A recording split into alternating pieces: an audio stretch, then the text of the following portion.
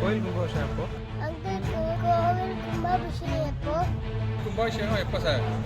கோயில் கும்பாபிஷேகம் எப்போங்க? கோயில் கும்பாபிஷேகம் எப்போங்க? கோயில் கும்பாபிஷேகம் எப்போங்க? சார் கோயில் கும்பாபிஷேகம் எப்போ சார்? அங்கிள் கும்பாபிஷேகம் எப்போ அங்கிள்? சார் எப்போ சார் கோயில் கும்பாபிஷேகம்?